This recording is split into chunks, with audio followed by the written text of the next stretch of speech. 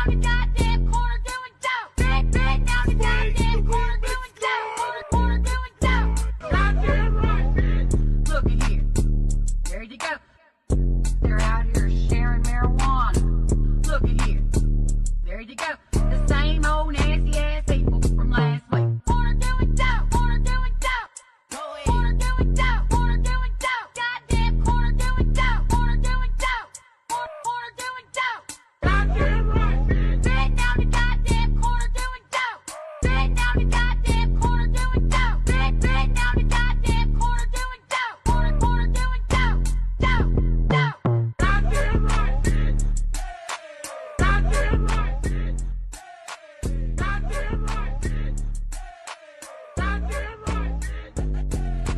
Corner doing dope. Corner doing dope. Corner doing dope. Corner doing dope. Corner doing dope. Corner doing dope. Corner doing dope. Corner doing dope. Bend down the goddamn corner doing dope. Bend down the goddamn corner doing dope. Bend down the goddamn corner doing dope. Corner doing dope. Goddamn right, bitch. Look at here. There you go. They're out here sharing marijuana. Look at here. There you go. The same old nasty ass people from last week. Corner doing dope. Corner doing dope. Corner doing dope. Corner doing dope. Goddamn corner doing dope. Corner doing dope. Corner doing dope. Goddamn right, bitch. Bend down the goddamn corner doing dope. Bend down the goddamn corner doing dope. Bend down the goddamn corner doing dope. Corner doing dope. Dope. Goddamn right, bitch. Goddamn right, bitch. Goddamn right, bitch. Goddamn right, bitch. Corner doing dope. Corner doing dope. Corner doing dope. Corner doing dope. Corner doing dope. Corner doing dope. Corner doing dope. Corner doing dope.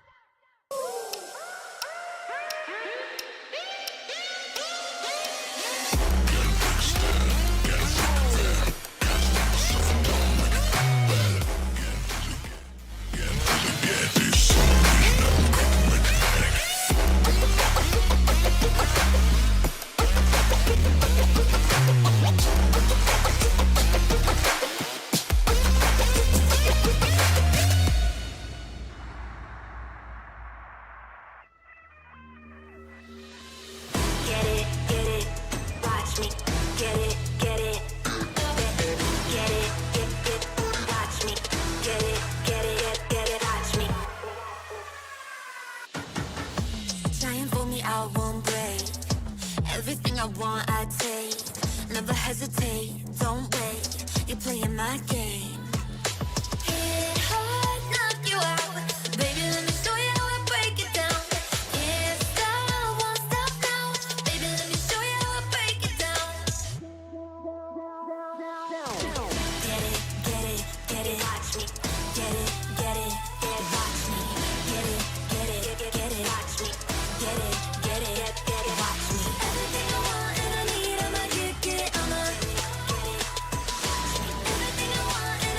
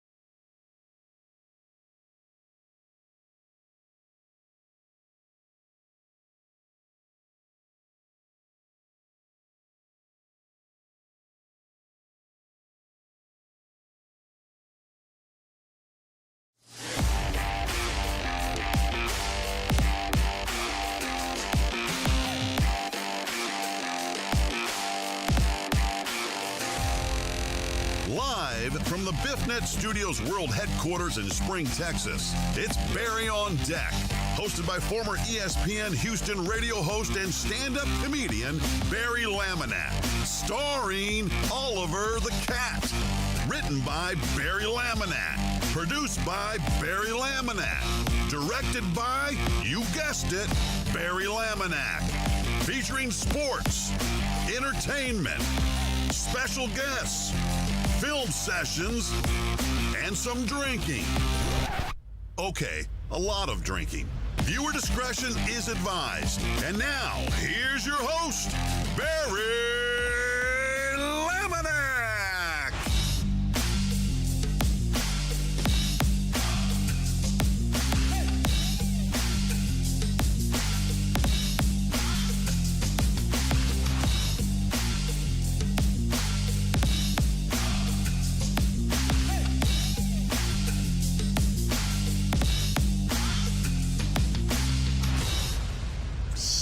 Been one of those mornings. Welcome to the show. Let's try it again.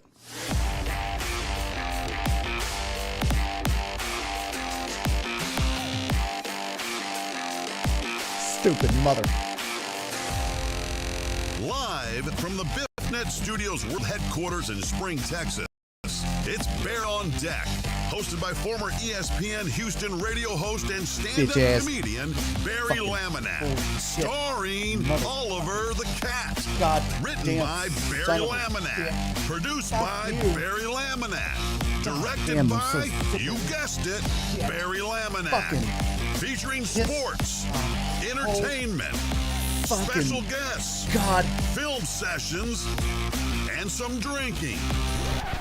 Okay, a lot of drinking. Viewer discretion is advised. And now, here's your host, Barry Laminack. This shit is doing it again. I ain't even lying. This shit is it's rebooted my main board 3 times since I tried to do this little jokey joke of a restart. 3 times. May not have a show today. If my goddamn computer doesn't stop rebooting the USB ports, may not have a show. Let me see. Let me unplug. I don't know what the fuck that's for. Oh, that was a hard drive. Oh, yeah. Oh, man down.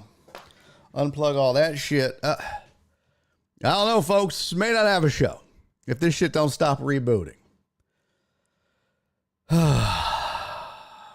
3 times I tried to get this goddamn computer up and running today. I don't know if I need to rebuild it or what the fuck is going on. That I blow in the cartridge. I was going to say something really mean and then I opted not to. So I apologize. Some of you were asking about the new intro music. No, I wasn't kidnapped. I gotta find new intro music because the current music that I have,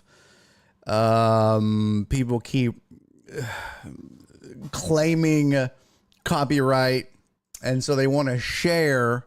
I've bitched about this already. They want to share,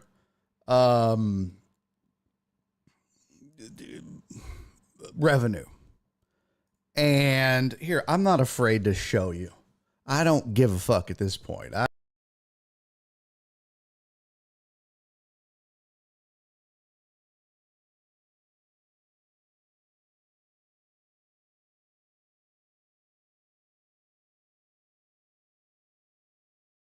Heck yeah!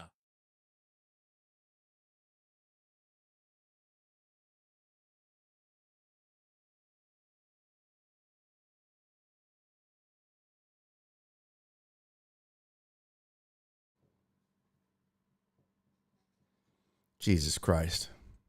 I don't, that's the 5th time that the USB devices have just rebooted themselves.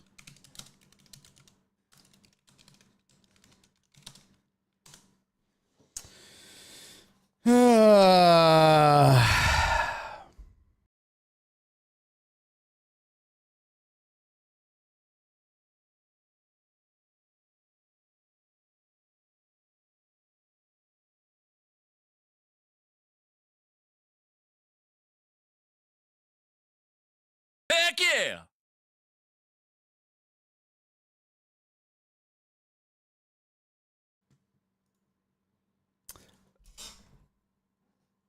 CC, thank you for resubscribing for 33 months. PB Dubs, thank you for resubscribing for 35 months. Appreciate you guys. I don't know if there's going to be a show today. I'm not going to sit here and fight this fucking thing while it reboots every 3 minutes. I'm just not going to do it. It's just, I'm not going to do it. I don't know why the fuck it's doing it. Just every 2-3 fucking minutes. It's just reboots. Not the whole computer, just the USB devices. I don't know. Don't know why.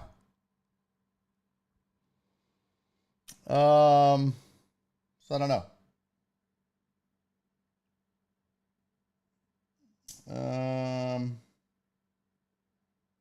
I would try to fix it, but then you guys sit there and bitch at me. And tell me how boring the show is when I try to fix this shit. And then you tell me that it starts late when I try to fix this shit. So, I don't know. No fucking clue. Let me see. Let me just try something here. USB. Why is there 15 goddamn keyboards? Remove that device. Lamplight control. Remove that device. USB composite. I don't know what the fuck that is. Oh boy. Rodecaster Pro, need that. Yeah. Almost did it again just now. G502 Lightspeed? What the fuck? Why is there so many of these? Remove. Is it the mouse? Holy shit, it is the mouse.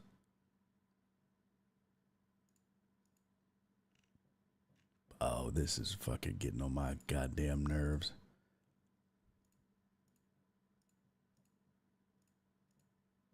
The mouse and the keyboard have added themselves like 15 fucking times. You know what? About sick of your shit, mouse and keyboard. All right, folks. Look, here's the deal. I'm gonna try to figure this shit out real quick, and if that don't work, well, we'll go until you motherfucker. You don't shut the fuck up. We'll do this as long as I can stand it, and then I might just have to tell this whole thing to fuck off. Okay? Okay. Let's see. I don't know. Bring it. I ain't scared. What? Driver's issue. I don't know what the issue is. I have no idea. I have no idea what the issue is. Church Driver Boogie says why we should have had the private hour yesterday. Yeah. Alex said, where's CC today? Wrong answers only. I don't know. No, they're not claiming the sitting on the corner doing dope song. They're claiming all the other songs, which is crazy. Barry's computer caught the Rona. I have no idea what the fuck is going on with it, to be honest with you. The fuck did that plug go? You dirty bitch. I lost my goddamn. Okay. Well, fuck all that. No, they're claiming all the other songs. All of the other intro songs. So I downloaded a bunch of different music that I'm going to be trying to mix in to the intro. So you may like some of it, you may not. I just grabbed some quickly because I'm sick of them claiming it. Because look, you'll see for yourself. I'll show you. I don't mind showing you. I'm not. I mean, I don't want to say I'm rolling in it, but I did yesterday. Hold on, I'll do that while I do this. Let me pull up my YouTube studio. Let's see. Content. I'll pull up. What's one of the ones they're sharing revenue from? We'll do. Oh, let's go back to March 6th. Yeah, do March 6th.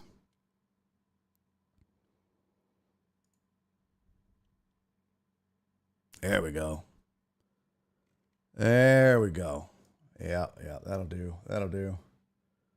And over here. Oh my goodness.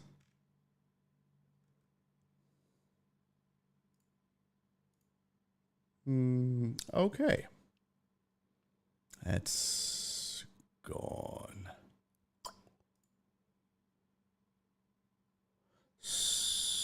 Okay. Well, I was going to show you my receipt from Facebook. Oh, there it is. Never mind.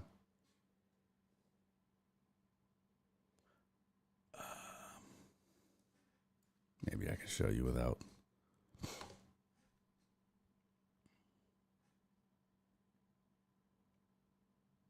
Yeah, we can do that.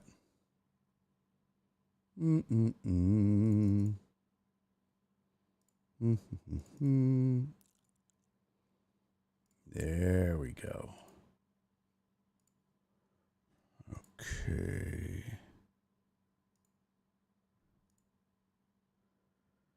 Because I'm, killing the game. So this is episode number 911. There's my revenue from that episode. See that? Right there. 30 cents. Yeah. So they want to split that. Yeah. The artists of the music that I got and used for free for 4.5 years off of YouTube that uploaded the music for free and said it could be used for free for 4 years, changed their minds last month and decided they wanted to get paid for their music. Okay. So then they decided they were going to start flagging videos and claiming that they get to do revenue sharing. So they wanted to share my 30 cents. Yeah. And I know what you're thinking. Oh, that's an anomaly. All right. So that was episode 911. You can see because it says published March 6th up there in the top right.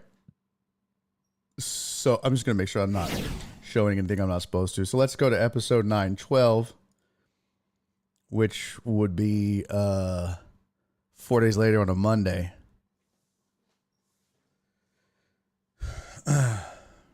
The songs you use is pretty popular with streamers. They probably noticed how much money they gave away.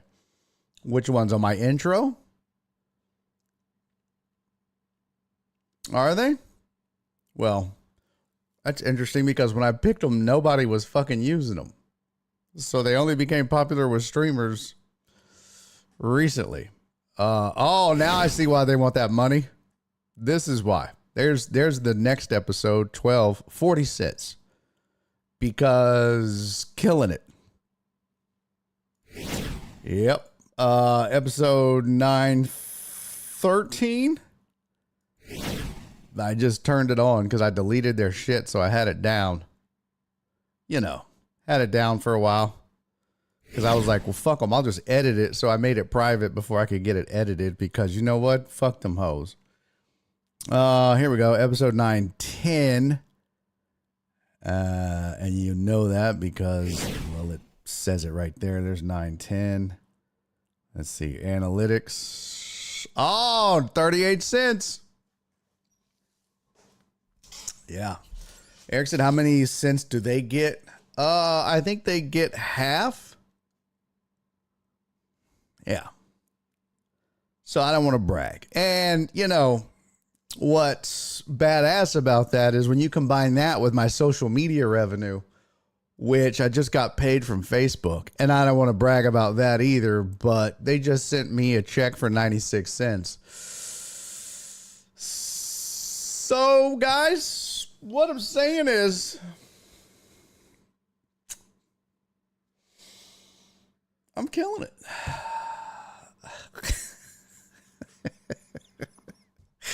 Why the fuck would you even send me 96 cents? Just hang on to it. It probably cost more in power to digitally send me the ones and zeros. I hear it in the breaks of shows. Which song are you talking about, Amos? Y'all want to hear some of the music I have? Since I'm in a goddamn irritable mood. You know what really chaps my hide about today? First of all, the hair on my face is so long right now. It's bothering me. You know what really gets my goat? You know what really chaps my hide? Cisco, thank you for the 96 biddies, buddy. You just matched Facebook. You got Facebook money. Cisco's got Facebook money. Look at that. I just doubled my Facebook revenue because of Cisco. Here's some of the songs that I want to play. Heck yeah. Let's see. I'm going to drag these over here. Where are they? Where did they go? Nope. Wouldn't be under music, would it? No, that's Stream Beats. Remember when I tried to play PJ North and he gave me permission to play his song and I still got in trouble? I swear. Like, I get it. I'm not for people stealing people's shit. I don't want to do that because I know how it feels to have like jokes stolen and stuff like that. But if you're going to tell me that I can use stuff, then don't go back on it later, assholes. Oh, let's see. Where is it?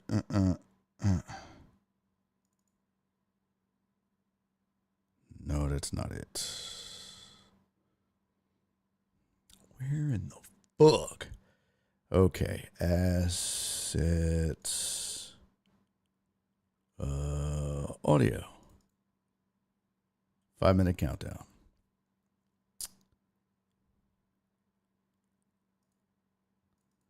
There we go. All right. Yeah, there's some decent ones in here.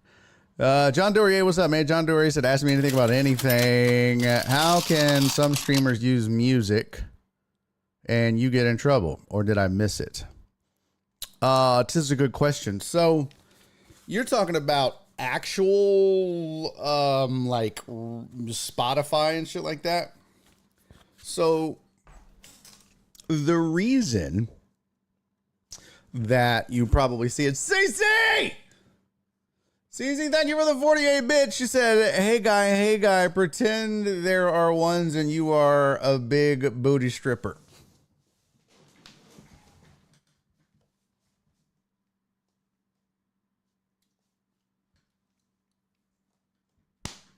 Ow, I just touched my butthole a little bit. That hurt. Thank you, CC. Thank you. From the bottom of my big booty. No, those weren't skinny jeans, Flip. You just say shit. These are sweats. Well, I mean, kinda. No, basically, Heartthrob, thank you for resubscribing for 35 months, buddy. The way it works, John Dorier, like I could stream music if I wanted to. I could just fire up Spotify and play it. The problem becomes when you upload the VOD, the video on demand. So like live streaming it, it's no big deal, really. it's once the video is, or it's once the stream is done and the show is saved in perpetuity on YouTube or Twitch, that's when they hit you with all of the copyright strikes and everything, right? So in the case of YouTube, they scan your video and they have a database that they scan against. And so a lot of the like music will have either signatures in it or whatever, and they just scan against the database. And if someone has entered their signature or their time codes or whatever, and they detect that, then they can notify that person and say, hey, your song was detected in this video that was uploaded to YouTube. Even though it was live streamed, it's still considered uploaded once it's processed. So then that creator gets a notification that says this person is using your content. Because I've had this happen where I've uploaded a video and then someone has come along and used my video on their channel. So they've taken, like, I had a video on one of my old channels where it was like a snake eating a rat. And some chick uploaded it to her channel for a science project. And it was like, this person is, you know, possibly using your content without your permission. What do you want to do? So I went and looked, and she was just like, it was a kid. And they were like, this is part of my science project, blah, blah, blah, blah, blah. And I looked at the comments and I was like, I'm not going to do anything. That's stupid. I'm not gonna be like, oh, you got a revenue share with me on your.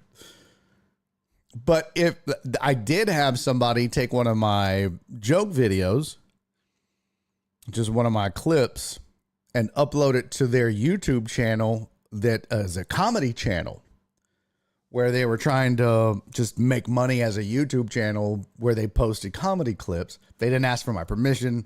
They didn't ask to, hey, can we upload your clip to our channel?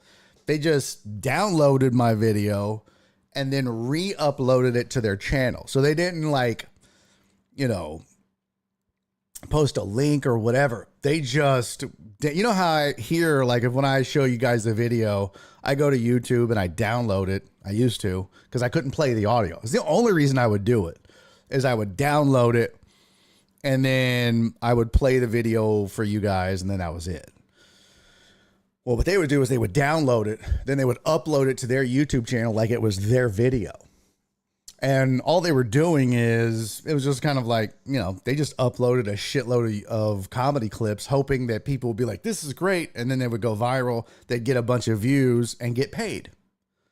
So they were basically taking other people's work and trying to make money off of it. That's theft. That's just straight up thievery. That's not even fair use. That's not like what I do here. When I take a clip, like yesterday when we were watching, what were we watching yesterday? We watched a video of something and then I commented, oh, Barkley. We watched, Shaq. We watched Shaq make a mistake and then get roasted. So when I do that, I am doing that as fair use, because I'm watching and then I'm commenting, and that's all falls under fair use. If you go and read up on the rules of fair use, that's all part of it. But it's also 2 minutes of a 3-hour show. Okay, I get it. We started late.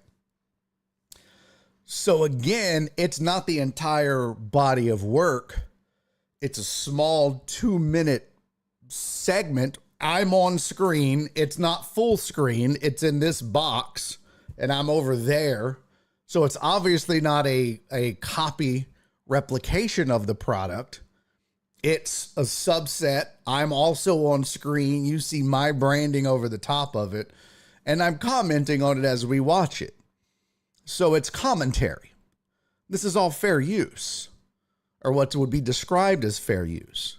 But what they do is they just take the video, upload it. That's it. They don't say that it's not theirs. They don't say who I am. They don't link. They don't do anything. They just try to pass it off as their video. And that's the difference. That's not fair use. That's just copy paste thievery. So, yeah, I had to go in and say, nah, you got to take my shit down. And then they were like, well, you can keep their revenue. I was like, fuck their revenue. Take my video down. You didn't ask for my permission. I don't want their revenue. Take my video down.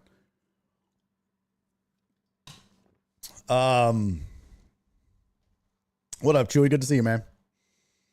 Star from the Star Reporter plays things on his live, but edits it out of the uploaded version. Yep.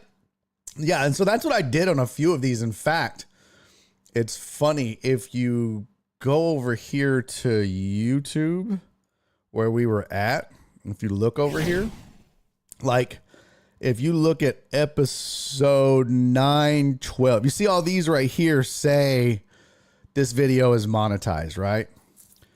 It's because like 914, I haven't even made any revenue on it yet.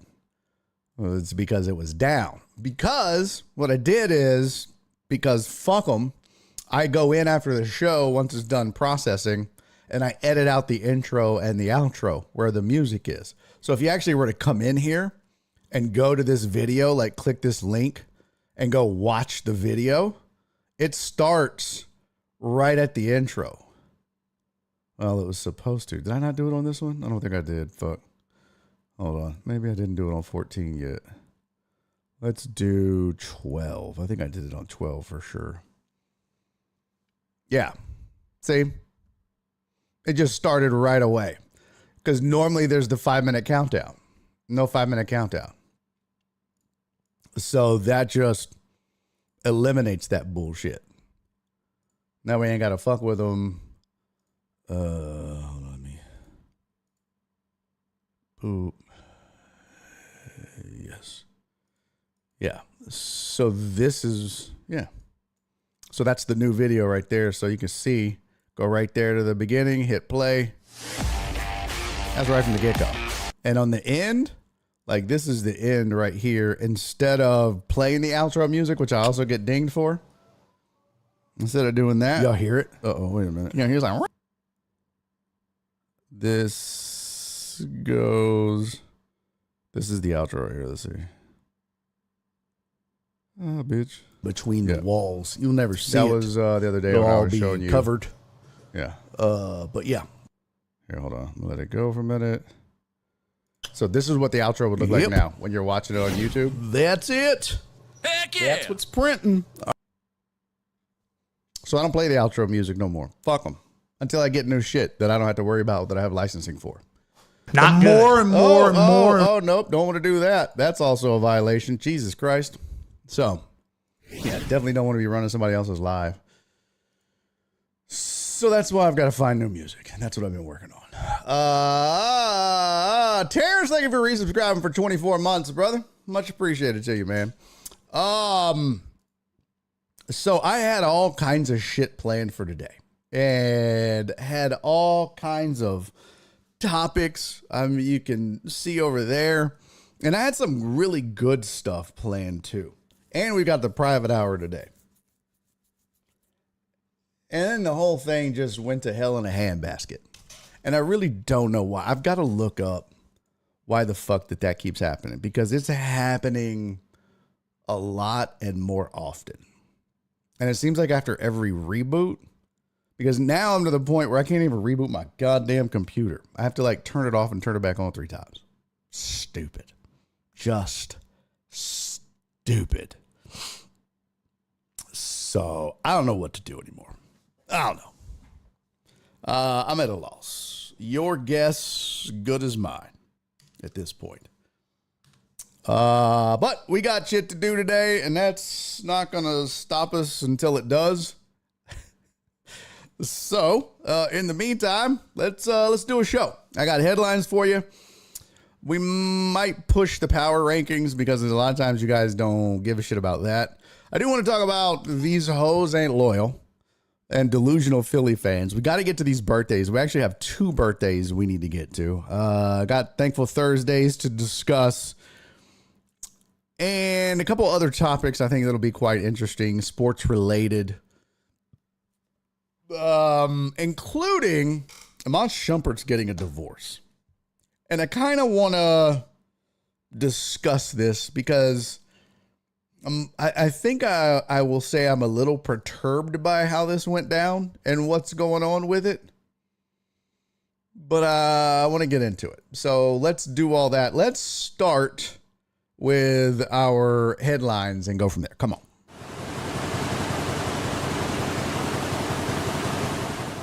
All right, here's sports headlines with no pictures for the day.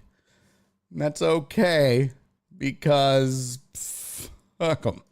The NBA has fined the Utah Jazz for violating the player participation policy. The Jazz have been resting folk. Lauri Markkanen. It says, according to the league, the violation occurred when the Jazz failed to make power forward Lauri Markkanen available when Utah took on the Washington Wizards on March 5. As well as other recent games, Markkanen's a quote-unquote star player under the policy when he was an all-star in 2023. He's been out since Feb 22 with the Jazz 15-50, saying it's for injury management on his lower back. Shortly after the fine was announced, the team said Markkanen would play Wednesday night against the Grizzlies. And he scored 14 points in 28 minutes in a 122-115 loss in Memphis. Another violation would cost Utah $250,000. So the first fine was $100K. And this is that load management stuff. This goes back to that, hey, you can't do that load management nonsense. That's not okay. So, NBA is still sticking to that. And kind of, I guess, good for you or good on them. I'm curious, how do they know? Like, how do they find out? Because honestly, I'd like to know how they know who's hurt and who isn't. Like, how do you know that his back's not hurt? You know what I mean? How do you know he's not injured? That's what's fascinating to me, is they either have a source on the inside on every team that they're paying under the table where they're like, listen, you tell us what's going on and we'll give you some money, but we need to know if they're full of shit. All right, that's the plan. That's the deal. You tell us, and then that way we can fine them, because we got to have our stars on the court. And that would be interesting, but I need to know how they're finding out, because there's obviously some snitches in the house somewhere. Gots to be. I don't know. I just find it rather interesting that they would somehow know about that. Go figure. So that was one thing. Another sad news from the NBA. Oliver Miller, former Phoenix Sun, former Arkansas Razorback player. Oliver Miller has passed away. He was, let me see here.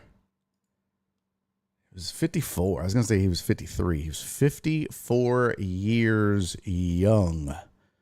That is not old, folks. 54. I'm 4 years from that. That scares the bejesus out of me. 54?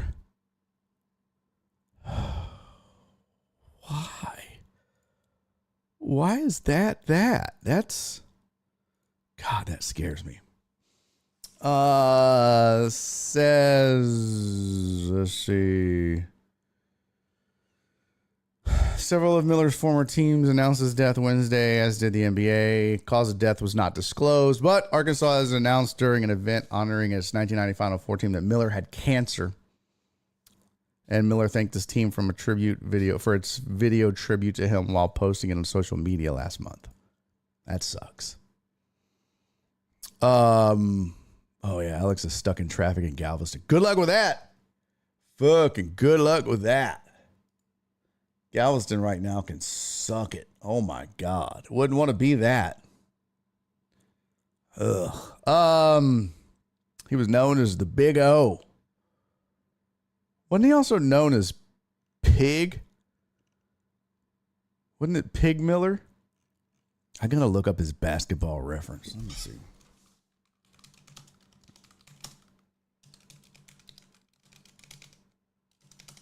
I thought his nickname was Pig Miller. I could be wrong. Nope, the Big O. Who am I thinking of was Pig Miller? Let's see.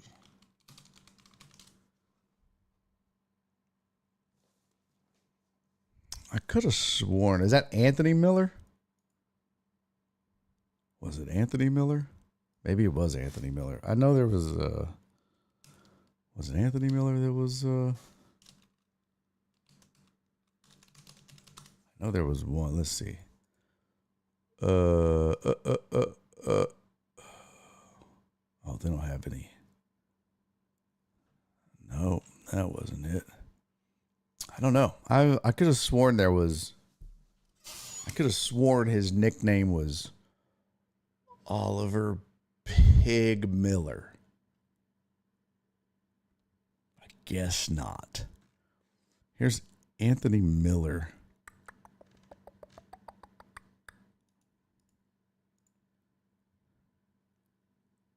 Huh. Oh, that's a weird. Well, yep. Yeah, don't see. Oh, it was Anthony Miller. Okay. Yep, it was Anthony Miller. Anthony Pig Miller out of Michigan. Played at Michigan State. Okay. I was like, I'm not crazy. Yeah. Okay. He played for the Rockets twice. 99 to 2000. And then he played for the Hawks and Rockets in 2000. And this, yeah, he played for the Rockets twice. That's crazy. Crazy. Wild and crazy, I tell you. Played one game in 2001 for the Rockets. Living it up. All right, so there's that. There was a couple more headlines I had for you. And this is pretty interesting. Even some hockey news. Where's Mark G when you need him? The AAC sets a minimum for schools to share revenue with the athletes. American Athletic Conference will require each member except Army and Navy to provide athletes with at least $10 million in additional benefits over the next 3 years, making it the only league so far to set a minimum standard, with the revenue sharing expected to begin in Division I sports in July. AAC president approved the plan last week after they reviewed a college sports consulting firm's study of the conference's financial wherewithal. 3-year plan will go into effect once a federal judge approves the $2.8 billion House versus NCAA antitrust settlement, which is expected next month.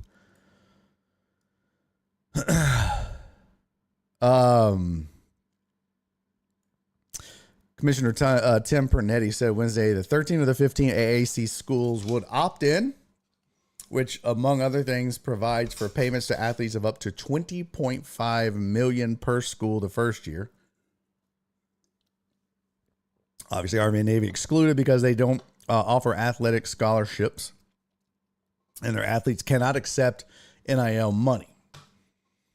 For the conferences stepping forward and saying we're not only opting in, but here's what we're going to do at a minimum, signifies the serious nature and our commitment to not only delivering a great experience for student athletes, but to success. Officials from the ACC, Big East, Big Ten, Big 12, and SEC told the Associated Press that each of their schools will be free to decide their level of revenue sharing. Power conference schools generate the most television revenue, and most are expected to fund the full $20.5 million or close to it. AAC plan, first reported by Yahoo, would allow each school to set its own pace to hit the $10 million total. For example, a school could share $2 million the first year, $3 million the second, and $5 million the third. I think it's interesting for a couple of reasons. The biggest being what it signifies is that the AAC wants to let everybody know, hey, we're a player. We've got money.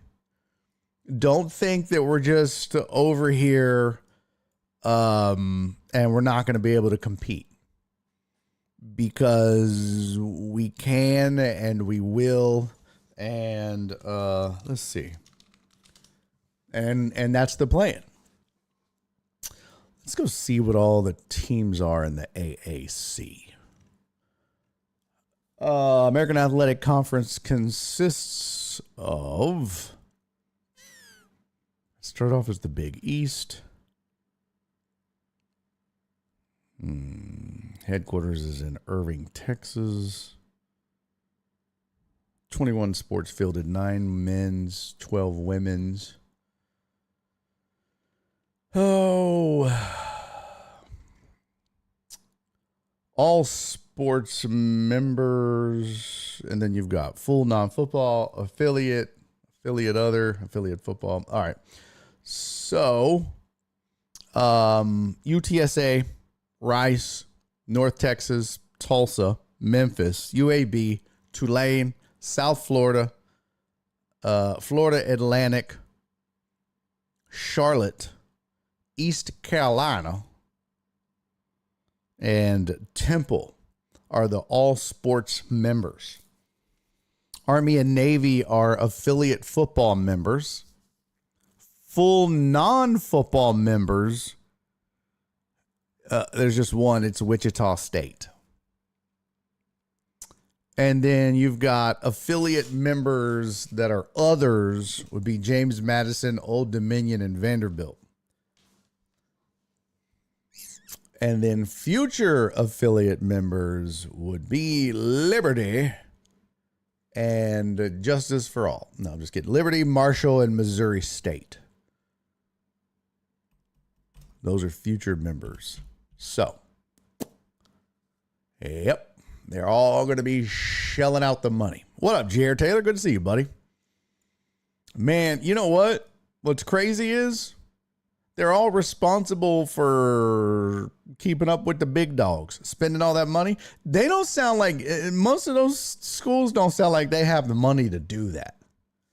Honestly. Like, if I'm looking at those schools, I would say maybe North Texas, Tulsa, Memphis, Tulane, and South Florida would all have the money to compete. The rest of them, where are they going to get that money from? Rice, maybe? Man. Good luck. Last note on here.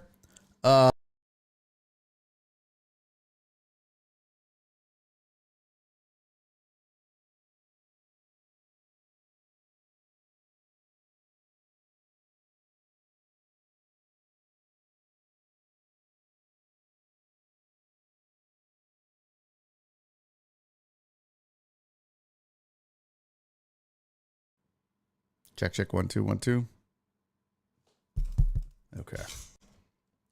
Well, almost hour between reboots. Not bad. Jared said, I'm sure I'm late, but this damn Big 12 basketball court is the worst. I haven't seen it. I'm guessing this is on Fubo. I could see the game. Is this Colorado UH? I'm guessing. Huh? Each region, then at 8, it's the women's field of 6. Uh-oh. Shh. Shh. Don't let them know you're watching the game, Barry. Yeah, I got it done. I see it now. We're going to do a watch along. Watch party. Watch party. Boy, you think I'm getting hit with shit now. Let me go on and fucking... Oh, my God. Yeah, that shit is atrocious. Good Lord. That looks like the bottom of the socks you get at the hospital. What in the fuck is that?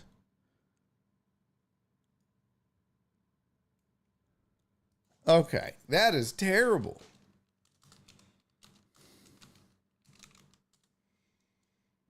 Yeah, that looks awful. That's not good. I don't know who told him this was a good idea. Whoever designed this obviously wasn't thinking ahead. I gotta tweet this out. I'm sorry. This is stupid. Jeez. This is God. I'm glad you brought this to my attention, Jared. I'm sorry. I'm just gonna send this tweet real quick. This big. Hold on. This hashtag Big 12 Court looks like the bottom of those socks they give you at the hospital. Okay. That's terrible. Downloads. What the dog do?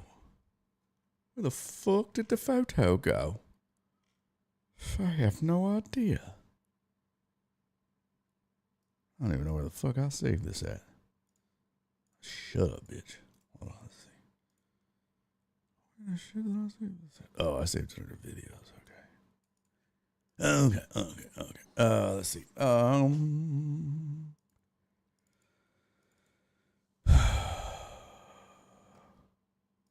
A milli. I was listening to Lil Wayne all morning. I actually got up this morning, had coffee on my patio, listened to dump trucks drive back and forth, which was great. And then made a video, which I didn't get to edit. I didn't have time. But cut up a video. I decided I'm going to make a video, start trying to make a video every morning. Just going to see how long that lasts. Probably not long. But that's the plan. At least I'm going to start doing that to try to promote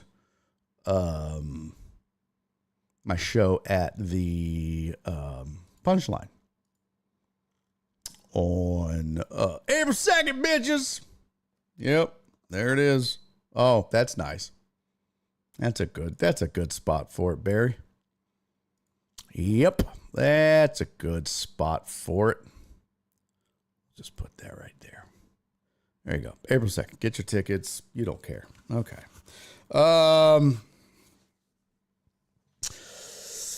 The last one on this list, the Krakens. Oops. Get out of here. The Kraken's Brandon Montour scored the fastest goal in NHL overtime history last night. 4 seconds.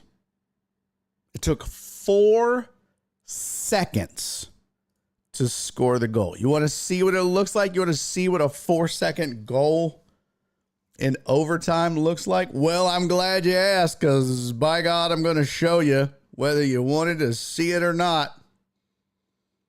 You're going to see it. If I can get to the damn thing. Let's see here. Yes.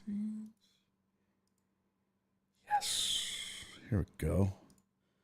Yeah, here we go. All right, here it is. Oh, Jesus. Okay.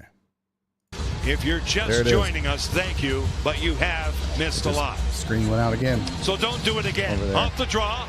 Here it There is. we go. 1, Montour. 2, Right 3, in. boom. He scores. Is it?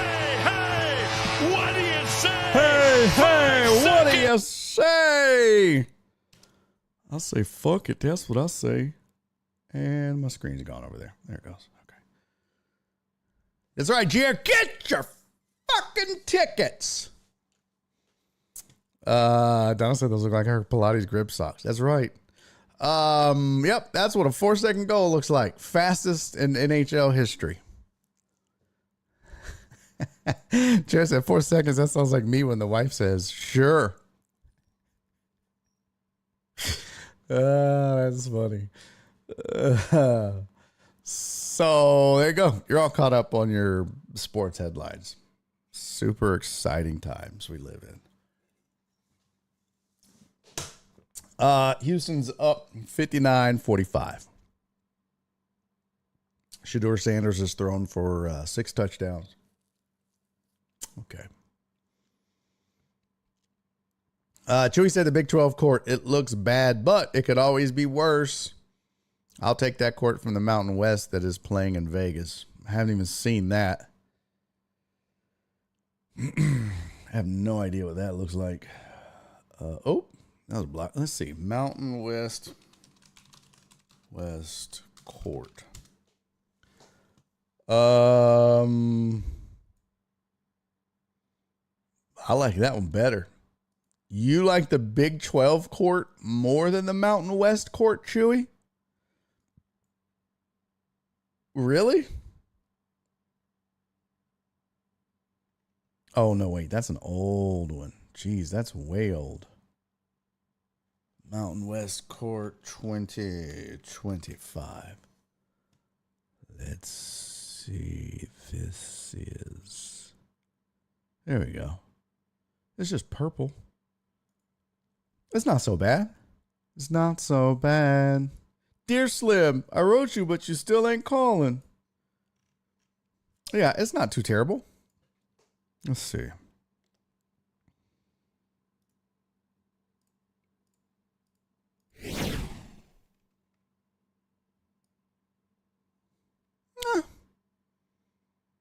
I mean, not bad. It's better than this other bullshit. It's way better.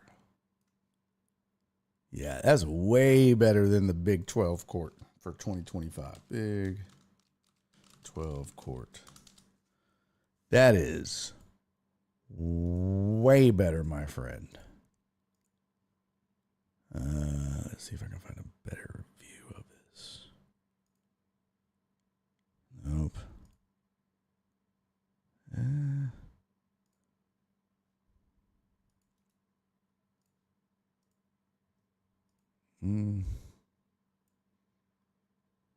Yeah. I'll take that over that. Uh-huh.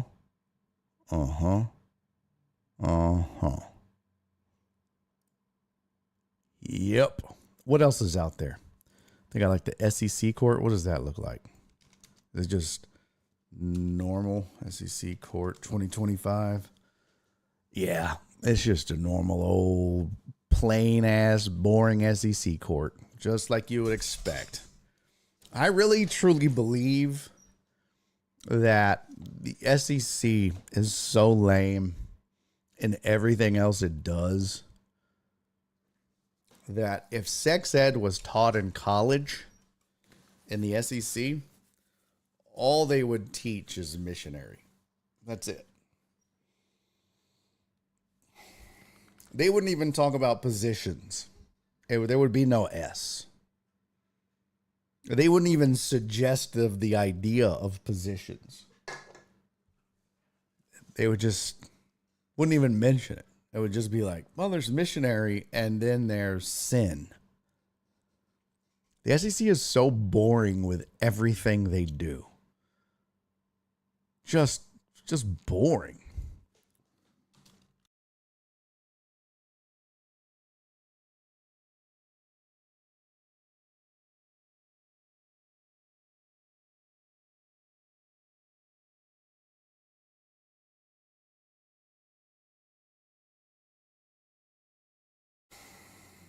Check 1, 2. Mid typing. And the fucking keyboard locked up. And oh boy. Yeah, it's just a regular old court. What else is there? Big Ten court. Big Ten tournament court 2025. I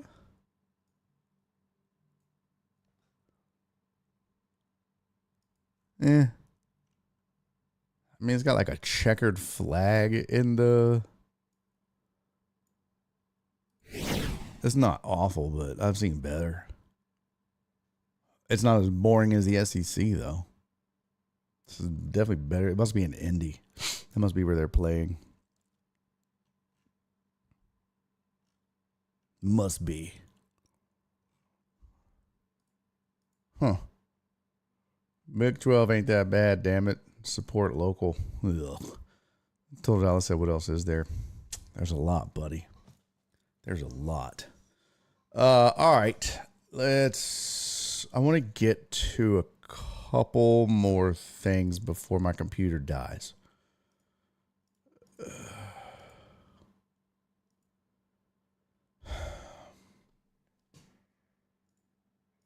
If I can. I don't even know. Every time I try to do fucking anything in this bitch, I mean anything. Oh my God. Sorry guys, this is just a shit show. And I really do apologize.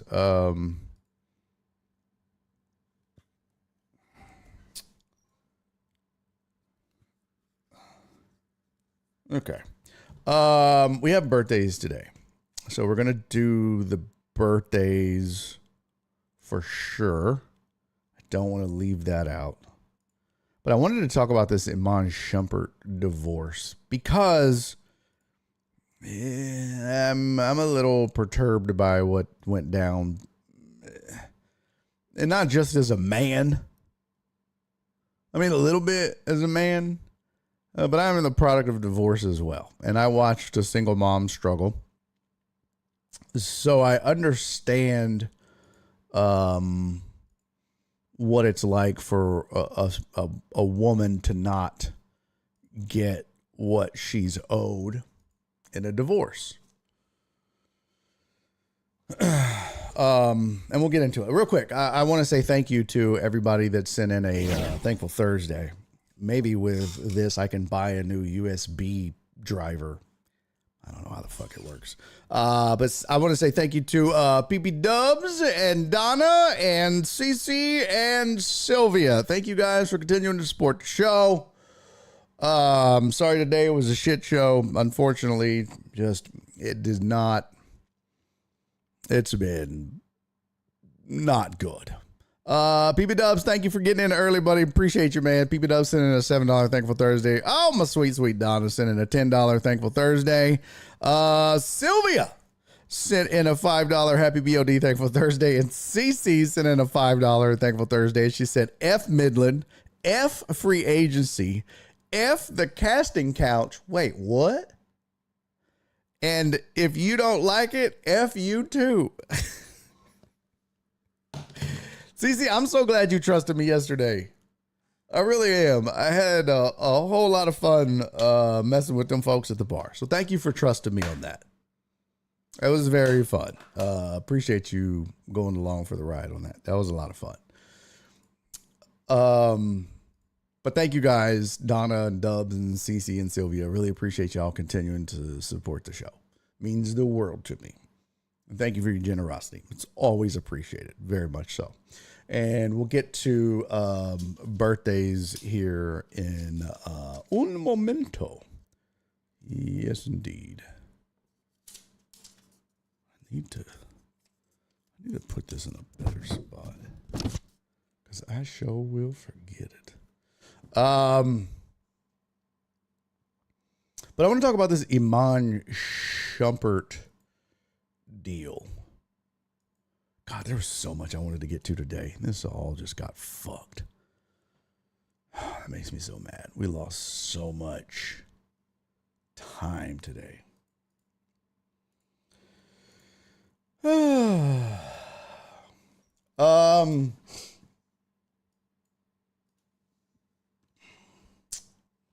is my spreadsheet? Cougs up 60-51. Lead is dwindling a bit. Let me get over to my spreadsheet here.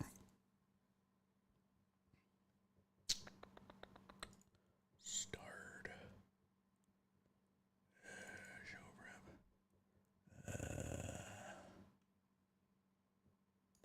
go. BOD data. So, Iman Shumpert and oh my God. Scared the shit out of me. Cisco, thank you for resubscribing for 34 months. Sir, much appreciated. Dre, buddy, totally unnecessary, man, but thank you very much. I really appreciate you, man. That was kind of you, man. Thank you. Cisco, thank you, buddy. You're goddamn, Dre. Bro. Sir. Unnecessary, Dre. Unnecessary. Maybe I could buy a new goddamn motherboard. Jesus Christ, Dre. Well, Cisco resubscribed for 30 months. He says hi again from high. Did you leave high and go back to high, Cisco? Well, thank you for resubscribing with your Prime sub for 34 months. For those of you that have Amazon Prime, you can subscribe to the show for free. It doesn't cost you anything. It's a bitch to set up, but once done, doesn't cost you a dime. Dre sent in a $50. What? Dre sent a $50 Thankful Thursday. Sir, my hat is off to you. Oh, actually, it's not yet. Okay, there you go. Now it is. My hat is off to you. This hair, look at how bad this hair looks. Taking it off for you. Total Down said, you mean high and buy. And high. Sir, shut it. You're lucky I don't have the video yet for your timeout. Dre said, just don't show me the cheat sheet. Okay. You know what, Dre? Just for that.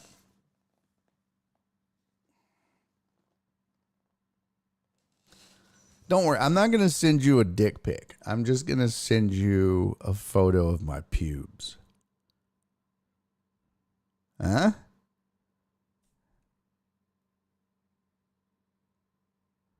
Never mind. They're as gray as my beard. It looks like I'm getting a beach from Santa. Never mind. Forget it. Cisco. See? Total said, you mean high and buy and high. And Cisco said, see, that's why it's the Total Dallas Memorial timeout. I'm sorry, Dre. I didn't mean to make you throw up. But I appreciate you, buddy. Thank you very much. I don't have my sunglasses, but kiss my ass. You know what? Just for that, Dre. See, you can't see it, though. I'm a tease. Alex said do shots. I'll leave that up to Dre. If Dre wants me to do a shot, I do the shot. If Dre doesn't want me to do the shot or doesn't care, I save it for the birthdays. Okay? You didn't send the 50, Alex. You don't get to fucking pick. Okay? Okay. You send $50, buddy. You get to tell me to take the shot or not. Ow, my head itches, man. I gotta get. All right. Iman Shumpert and Tiana Taylor. And I really am going to be honest with you. I didn't know who Tiana Taylor was. I had to look it up. I know who Iman Shumpert was, or is. Iman Shumpert, basketball player. Tiana Taylor, Her name is Tiana Miche Jaqueli Taylor. She is an American singer, songwriter, actress, model, dancer, choreographer, and music video director. You know what this reminds me of? It reminds me of when I see a comedian who doesn't do shit. What they end up doing is they end up listing a whole bunch of shit in their bio because they're just trying to make something stick. You see it all the time. All the time. I swear to God, you'll see a comic that ain't shit, that doesn't do shit, and in their bio it'll say stand-up comedian, actor, writer, MC, thespian, poet, singer, like all of these things. And it's like, bro, I've seen you do open mic. You're not an actor just because you made a fucking TikTok. And you wrote your own jokes. You wrote your own jokes. You're not a writer. You write your own jokes. That doesn't make you a writer. So this is all of her shit, right? That's what she says. Then it says, after choreographing the video for Beyonce's 2006 Ring the Alarm, she signed a record contract with the Neptune Star Trek Entertainment and the imprint of Interscope. Taylor appeared on MTV's My Super Sweet 16 prior to her release of her 2008 single, Google Me. She gained further attention for her uncredited guest performance on Kanye West's 2010 song Dark Fantasy and Hell of a Life, both from his album My Beautiful Dark Twisted Fantasy. She parted ways with Star Trek and Interscope in favor of West's Good Music, an imprint of Def Jam. She appeared on the Good Music compilation album Cruel Summer, which peaked at number 2 on the Billboard 200. Her debut solo album, 7, VII, was met with positive critical reception and peaked within the top 20 of the Billboard 200, along with her second and third studio albums, KTSE and The Album. The latter peaked within the chart's top 10, while KTSE spawned the single Gonna Love Me, remix featuring Ghostface Killah, Method Man, and Raekwon, which received platinum certification from RIA, Recording Industry Association of America. In her acting career, there's a reason I'm reading you all this, okay? In her acting career, Taylor made her film debut in the 2010 dance drama Stomp the Yard. Yes! Fucking love me some Stomp the Yard, bitch. Stomp the Yard Homecoming, and an appearance in the Tyler Perry film Medea's Big Happy Family, and an appearance in the Tyler Perry film Medea's Big Happy Family the following year. Oh, my bad. I read that line twice. In television, Taylor had roles in 2 seasons of Star and the Amazon Prime film Coming to America. She and her then husband, Iman Shumpert, were given a reality television series, Tiana and Iman, by VH1, which aired from 2020 until 2023. She received critical acclaim for her starring performance in the 2023 film 1001, for which she won Breakthrough Performance Award for the National Board of Review. In other ventures, Taylor has been credited with music video directing under the name Spike T. She has done so for artists including Diddy. Take that. Schoolie Boy Q, Queen Naji. She won the BET Award for Video Director of the Year in 2020 and 2023. Sounds like she's done a lot, right, guys? Some of you in the chat even said she's more talented than Iman. She's more talented. CC said, was it Kanye's video she did that was so fire? I believe you're right. AJB, she's bigger. She's a bigger deal than him. B. Hannon said, bro, she's a smoke show. Let's see. Tiana Taylor.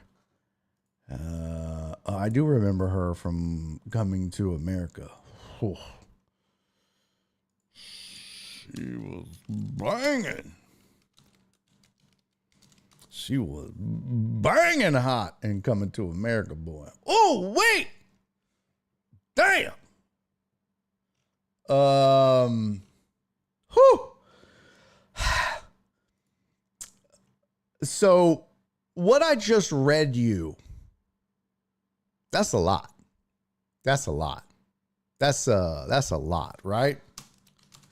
So then I typed in Tiana Taylor net worth. And from what I could see, pretty much all over the internet, everything that I found says her net worth was around $5 million. Okay.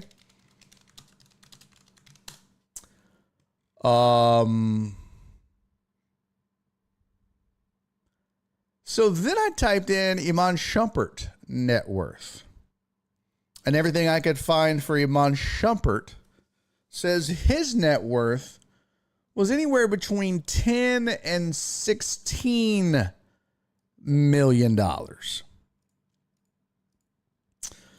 Now, when you go to Spotrac and look at career earnings, Shumpert made $48 million playing in the NBA. Now, don't get it twisted. Remember, they don't keep everything they make. Okay?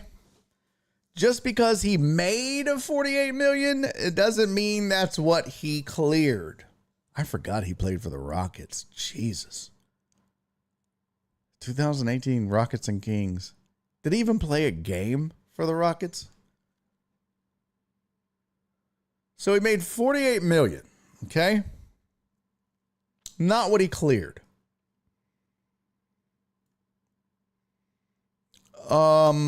I'd guess, let's just see, on average, how much tax does an NBA payer pay in percentage? Ordinary income is taxed at the same rate as employment income, meaning that most of the end of the season payments are taxed at a rate of 40%. However, most of other professional athletes have to pay a tax at end of season payments right away. This is because end of season payment is considered ordinary income. Yeah. So here's a interesting story. Here's an interesting question. So here's a pretty good little image. Let's move this over here. Let's start looking at this. Now, this matters, folks. I'm leading into something here. Bear with me. I have a point. I know you don't think I do. I know you think I just sit over here and make shit up. And I do. But there's a point to this. All right? Here's an example of money made. James Harden plays for the Houston Rockets at the time. Made $28.3 million. That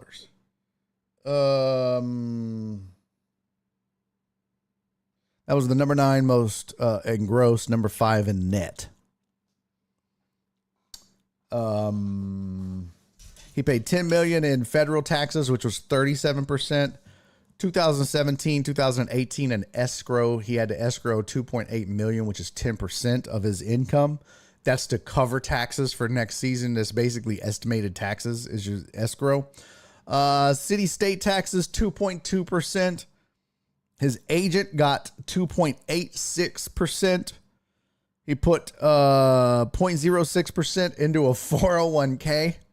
Hey, man, you got to get the breaks how you get the breaks.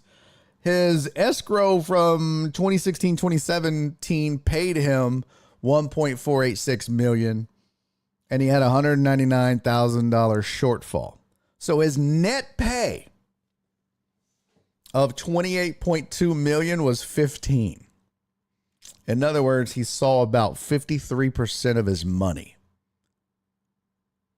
And you can't see that because this is... I'm trying to zoom this out for y'all. Damn it. There you go. That's so small. Shut up. Let me... Oh my gosh. Let me see if I can get this to where I can scroll at least. Bitch.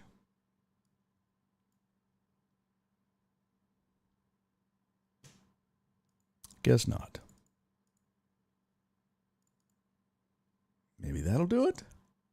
Maybe. Yeah. No. A little better. I guess not. You just have to take my word for it. So 28.3 million gross, he netted 15 million. LeBron James, and this is a few years ago, on 33.2 million, he netted 16. Russ on 28 million netted 14. And Steph Curry on 34 million netted 15. Ugh. So they each paid about between 33 and 37% federal income tax. Man, look at that city state tax. Steph paid 11%. Whoo. James only paid 2%. That's the lowest. Agent fee was pretty much the same, all about 2.75, 2.8%. All put about the same in 401k. Escrow is about the same, 10%.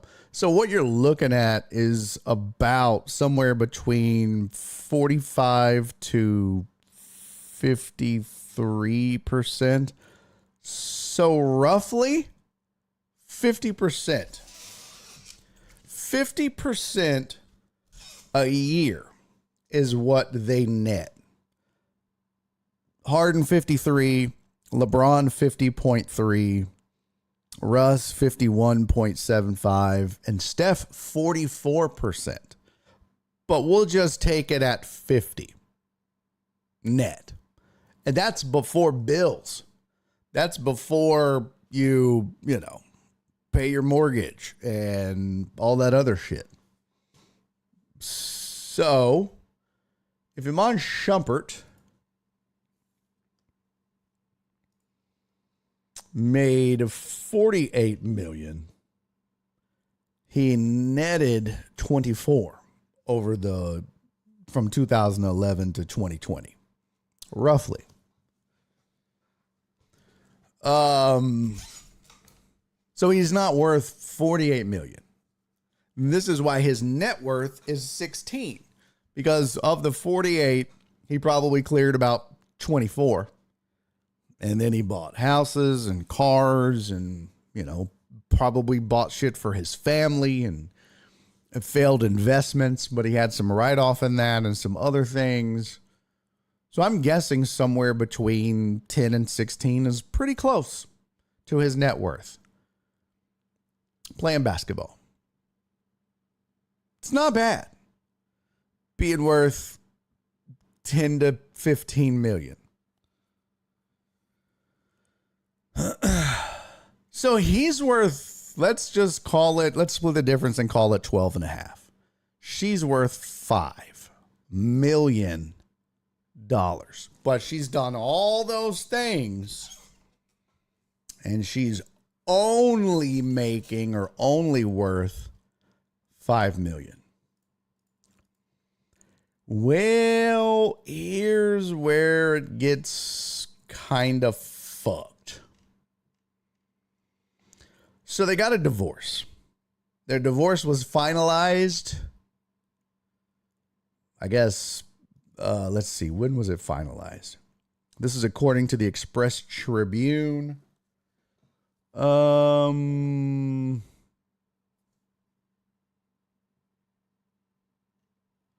Let's see. They were separated in 2023, reached a legally binding agreement in June of 2024. So I guess the details came out recently. Okay. And here's what they agreed to. Couple was separated in 2023, reached a legally binding agreement in 2024, with Taylor set to receive 4 luxury homes with a value of over $10 million. A one-time 7-figure payment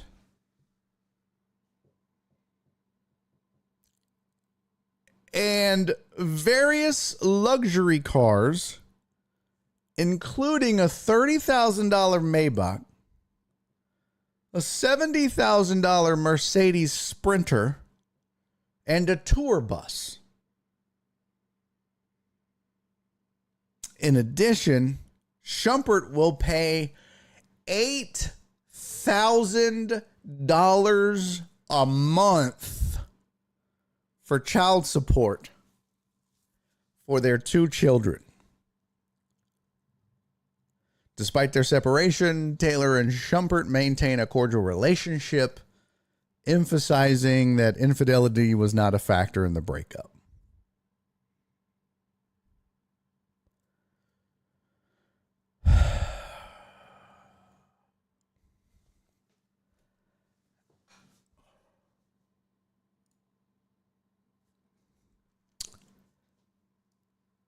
She got 4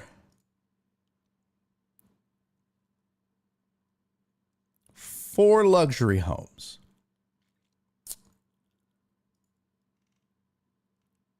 Worth $10 million.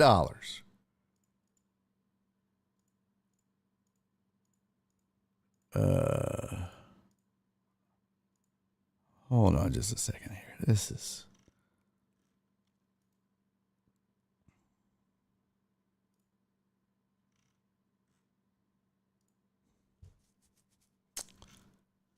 There we go.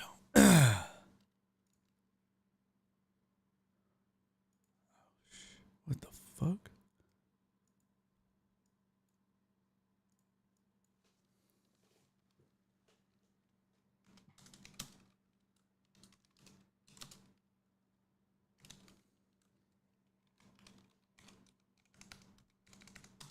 She got...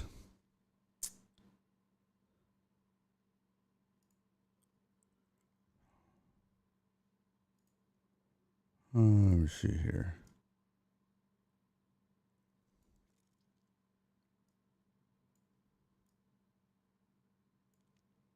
Yeah. She got 4 homes totaling $10 million.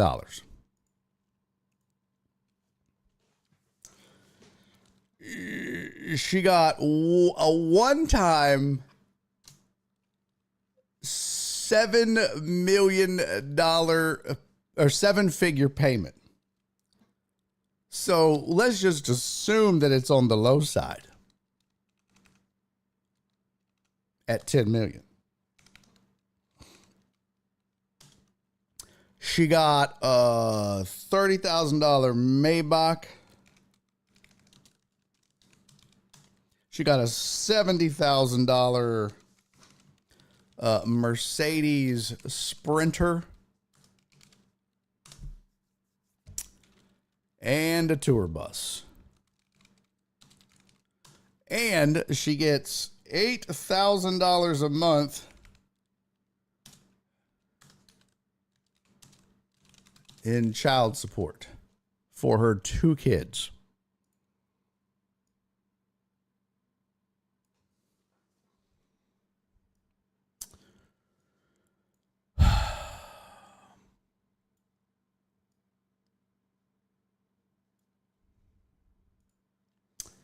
In what world?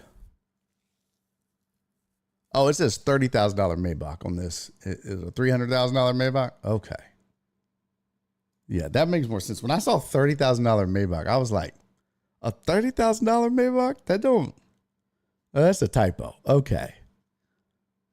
Yeah, okay. Because I was like, what Maybach is a $30,000 Maybach? That don't make no damn sense. Thank you. Yeah, because I was like, what the shit? That seems cheap.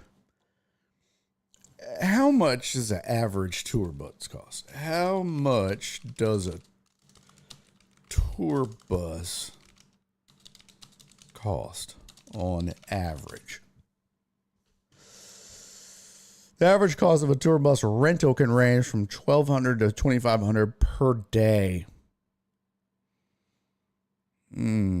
Average to buy. $300,000 to $600,000. Okay. So let's split the difference. We'll call it $450,000.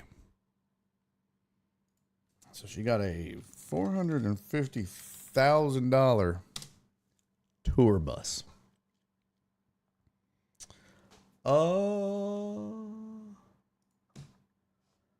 So by my calculations, jeez, 4 homes worth $10 million, a $10 million payment, a $300,000 Maybach. That's got to be a $700,000 Mercedes Sprinter. No, it's a $70,000 Sprinter. I swear those are more, but okay. $70,000 Sprinter, $450,000 tour bus.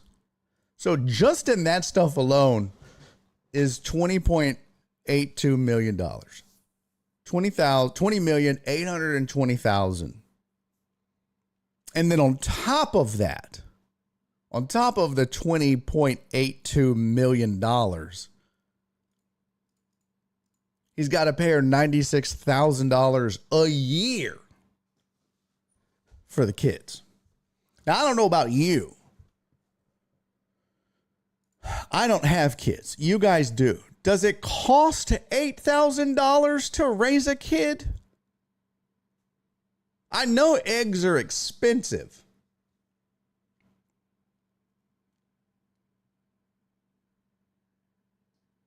I will say this. He got off pretty cheap on child support. He definitely got off pretty cheap. My question is, what did he get in the divorce? That's what I'm curious about. We always hear about what the female got. What did he get? What did Iman Shumpert get in the divorce? That's what I'm curious about. Because remember, I read you her credits. I read you what Tiana Taylor is. Singer, songwriter, actress, model, dancer, choreographer, and music video director. All of the things she did, all of the awards she's won. She's a net worth of $5 million. And now she's walking away with almost $21 million from the divorce. This marriage was very profitable for her. And she gets $100K a year.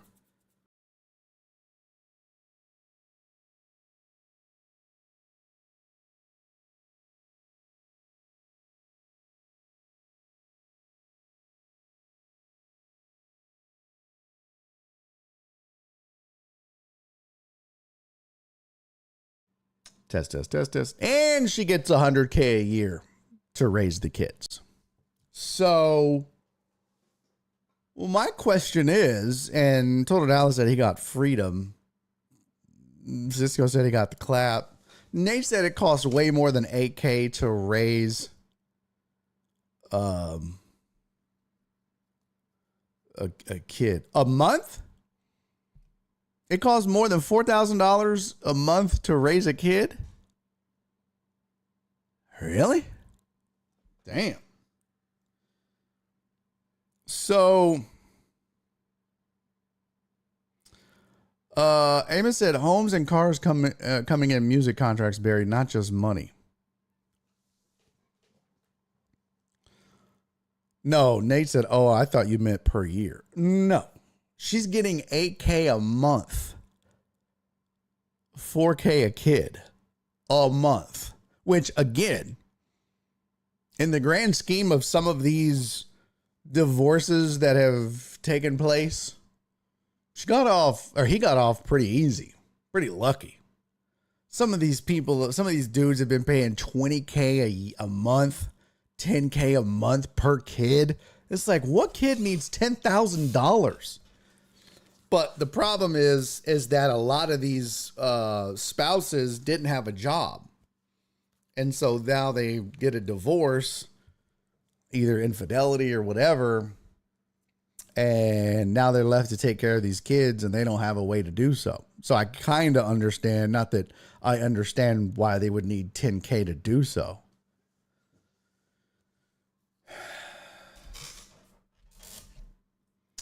Church Boogie said, my kid is raised on beans and rice, hand-me-downs, ain't no AK a month. I do pay $1,600 a month in child support for 2 of them kids, though. Yeah, see, that's a lot. There is zero shot a kid even costs $4K a month, let alone 8. Yeah. Flip said, sounds like 50 Cent kid talking about he can't live off $6K a month. So she got $20 million in the divorce. Now, Amos said homes and cars coming in music contracts, Barry, not just money. Well, I don't understand what you mean there, because she got this in the divorce. So are you saying that this is stuff that was hers from her music deals?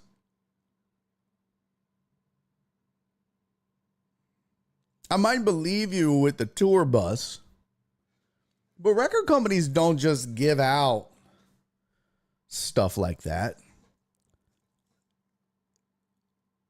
And if her net worth is 5, she maybe did make 10 while they were together, because he made, we said, 24. Now, not all of that while they were together. Look, the fact of the matter is,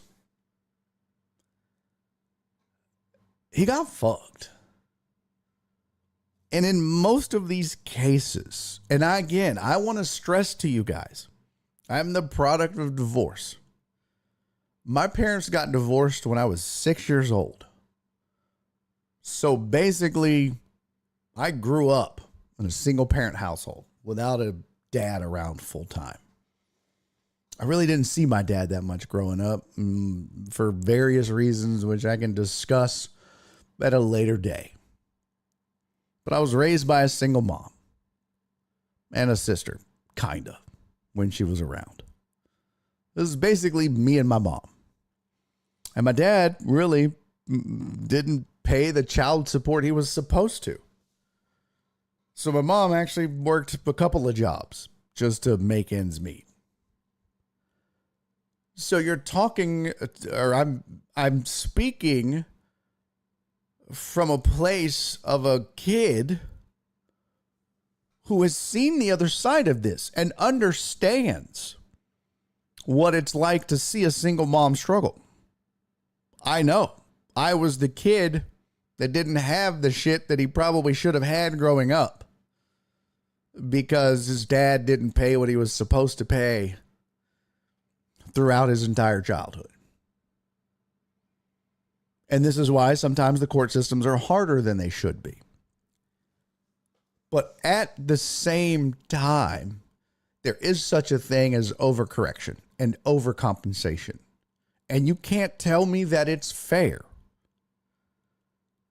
that in this divorce, she walks away with 4 vacation homes, a 7-figure lump sum, cars, tour bus, and the kids, plus child support. What does he walk away with? I mean, of course they don't say. I can't imagine that he's walking away empty-handed. But what does he walk away with? And why don't we know that?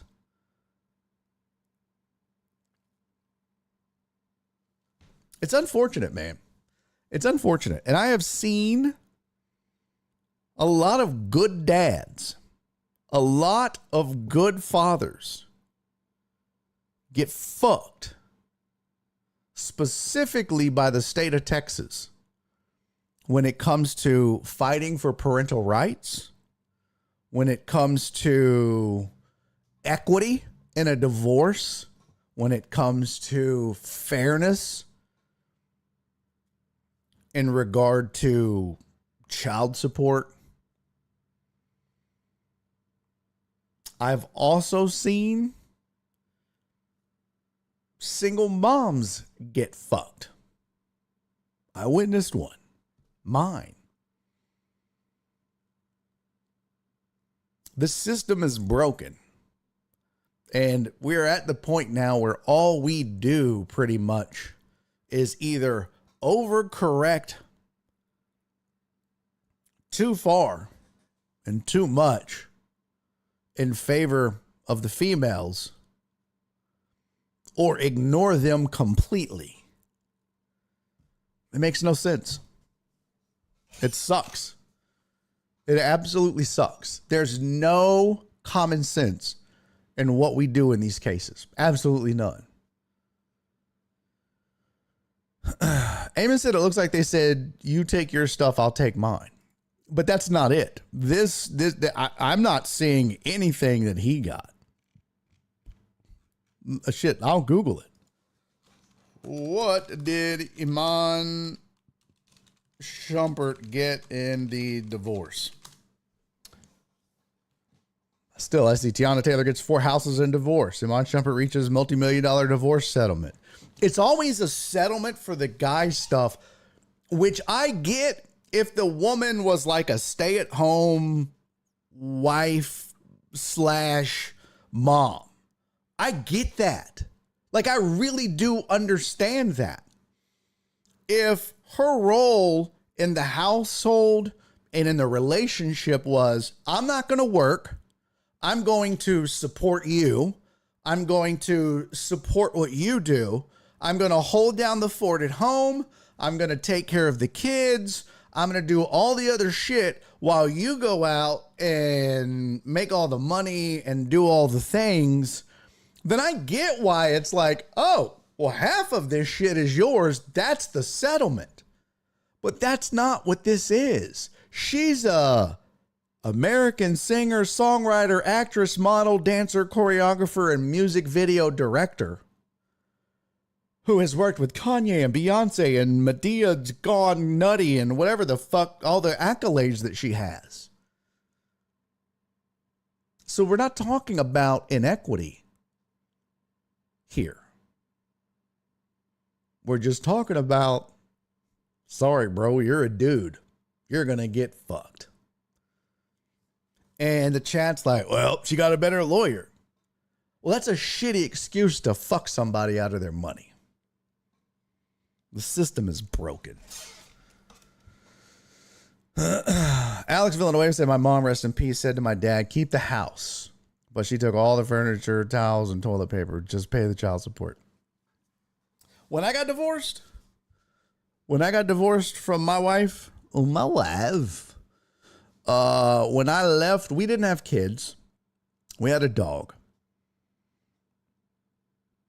And I left her everything. We actually bought a house while we were going through our divorce. And it was a stupid thing to do. But I did it for a reason. So McLevin said, why everything, Barry? Well, here's why. So 2 things. One, I just wanted out. I never wanted to marry her in the first place. And so I just wanted out of the relationship. And the stuff that we had really was not important to me. I didn't want the house, but I wanted her to have a house if that's what she wanted. And she did. She wanted a house. And that was the reason, or one of the big reasons why I wanted the divorce. It was, we were at the point where she was pushing me. She had already kind of pressured me to get married. I was 21. And I didn't want to do it, but I kind of felt pressured into doing it. So then we roll around to 23, and now she wants to get a house and then have kids. And I'm like, yo, I'm not ready for that. I don't even want a house to maintain, much less kids. Like I'm still trying to be a rapper, bitch. Like, what are we talking about? Well, a producer. Like, I'm not ready for this shit. Like, no. So we were just not on the same wavelength. You know what I mean? Yeah, this is the cow pasture marriage beheaded. So my thing was this. Look, I know you want this house. I will go through with this house while we go through with the divorce. I will still buy this house with you. Okay? But here's why I did it. 2 reasons. One, she had good credit. By me, I had no credit. I didn't have bad credit, but I didn't have any credit. But if I backed out of buying the house, well, that delays the divorce, 1. And I didn't want to do that. But 2, if I go through with it, my name goes on the house. And then I turn it over to her. But because my name goes on the house, that goes on my credit. And it's a positive. I now have a home purchase on my credit. So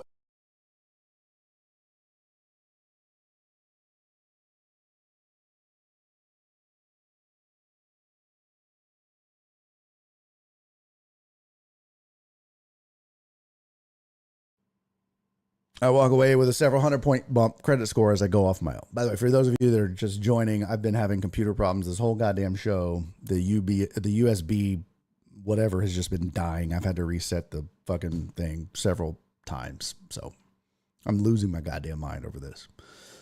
The other reason was we had amassed, she specifically, but both of us, quite a bit of credit card debt. Quite a bit of credit card debt. My truck was paid for. Her car was not. But we probably had $15,000 in credit card debt. At the time, I was a painter for the apartment complex we lived in.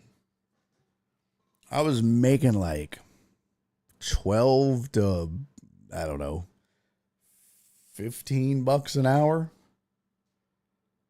I did not want to start my new single life with $8,000 or more in debt.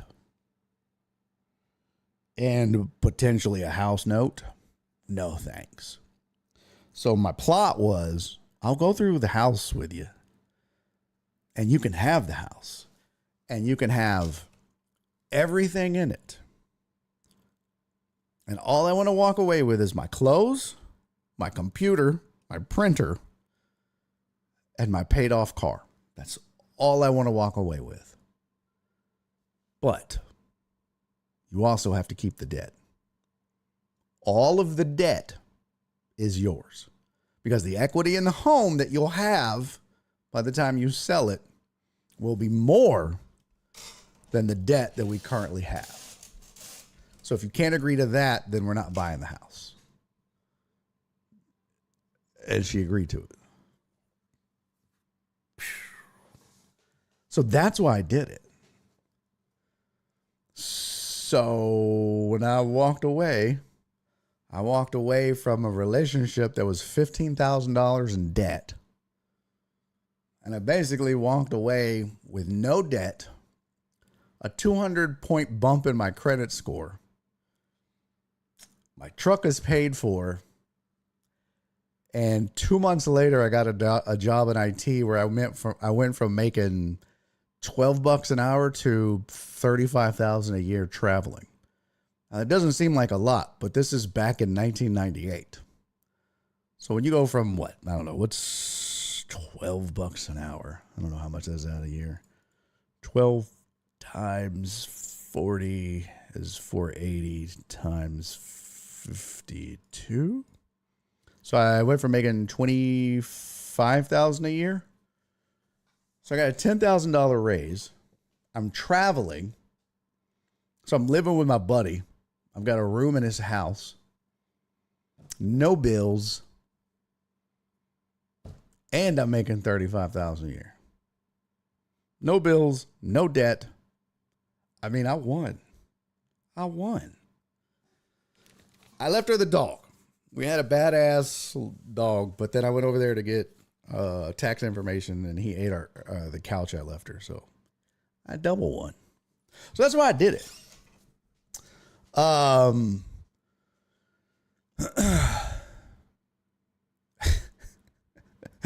Flip said, now you make $12,000 a year, but you're happy as hell. Yeah. Well, now I make $12,000 a year.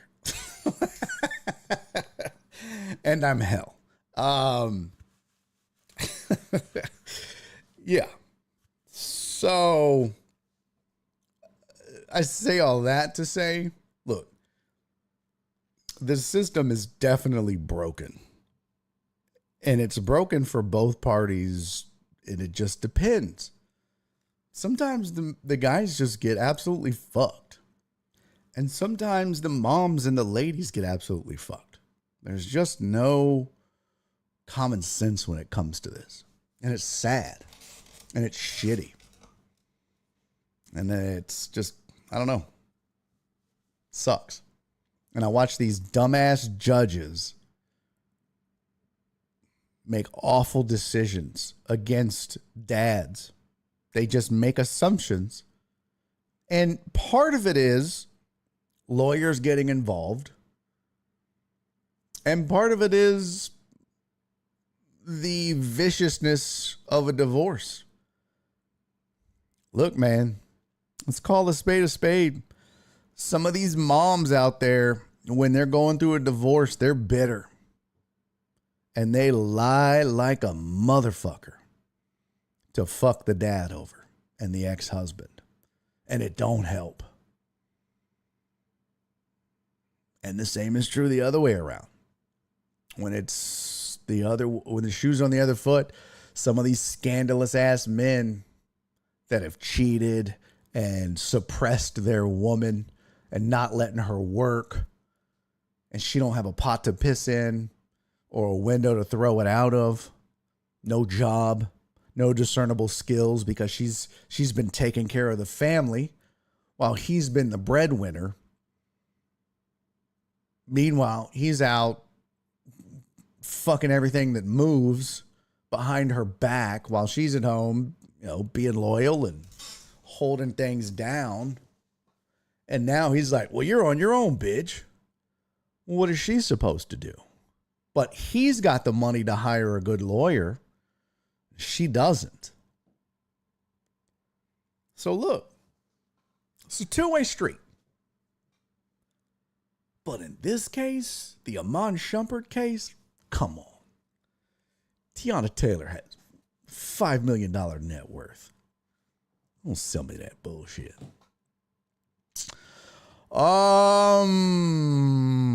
Cisco said Boom Boom didn't want to quit the Boom Boom. Hell no. What up, Joe Pro? Good to see you. I got 99 problems, but ex-wives ain't one. Hallelujah. Joe Pro also said there's no Willie Nelson joke. Next time I think about getting married, I'll find a woman that hates my guts and buy her a house and a car. Yup. Tiny Hugo said, for your name out the house to come off, she had to pay you off. For your name out the house to come off. What? I went through this on my first kid's mom. In order for her name to come off she had to pay me off or sign off that she can't pay for it. Yeah. We did all that. Yeah. I mean, we closed on the house together, and then I had to sign the house over to her. Yep. We closed on the house together, and then I had to sign the house over to her. Like, it was like one of those things where she bought the house for $1 or something. Like, she bought me out for $1. It was like, okay. And then what was funny is I had a printer that went with my computer because that's all I wanted. I wanted to walk away with my computer, my clothes. I had a keyboard, like a musical keyboard, my printer, my computer, my keyboard, musical keyboard, my clothes, and my truck. And she was like, I want the printer. And I was like, really, bitch? Because, I mean, you realize we could buy this house, flip it.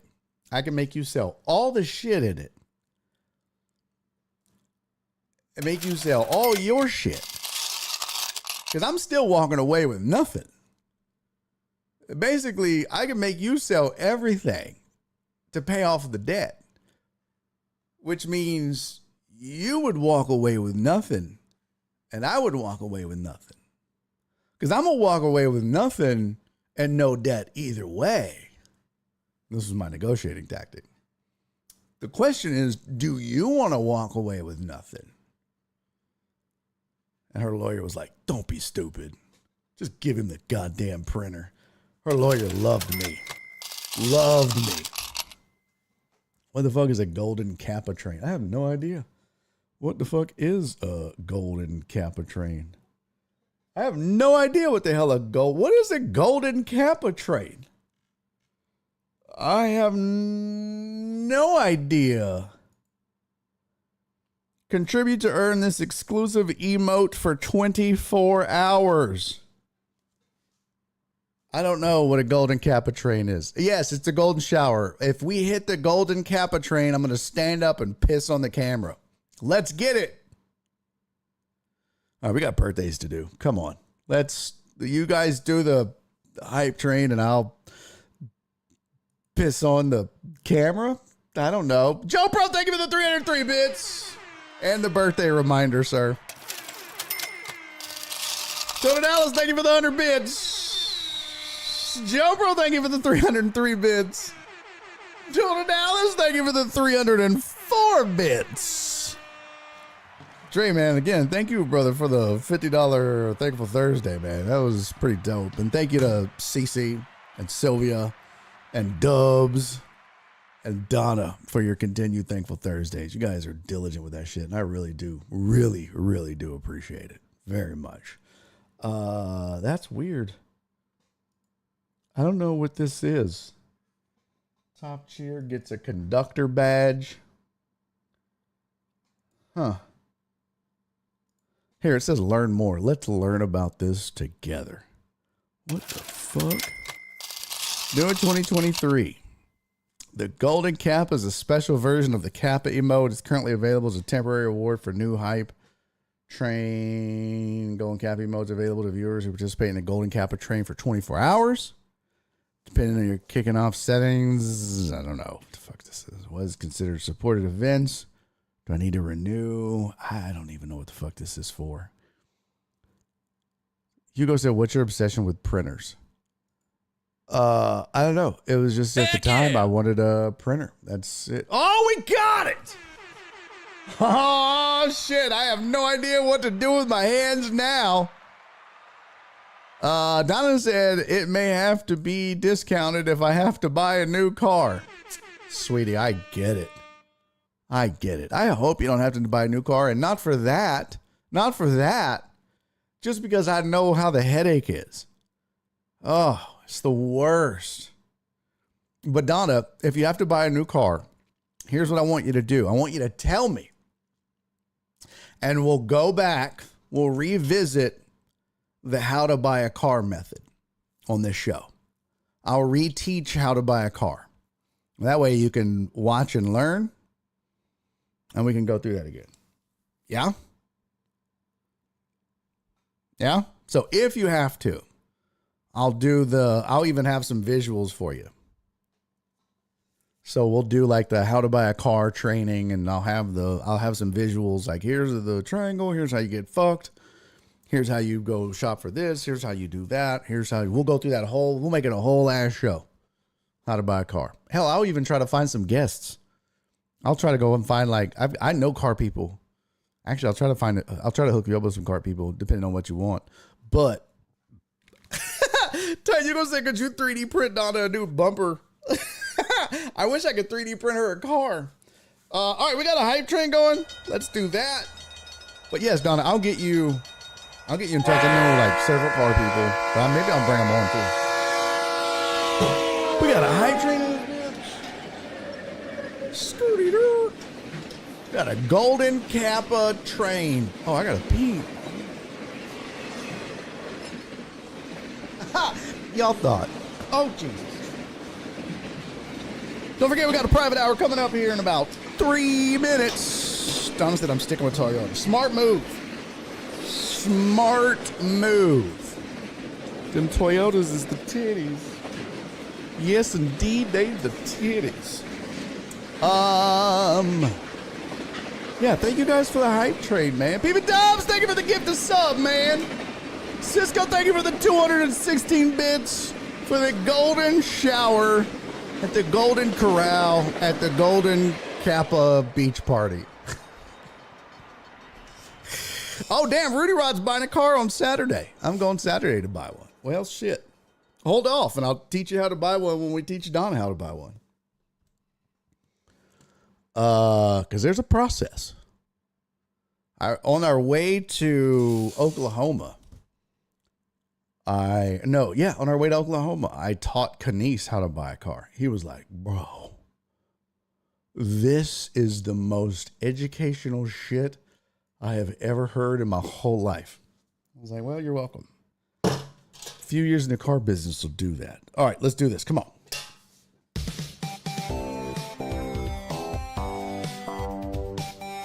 Take that. Take that.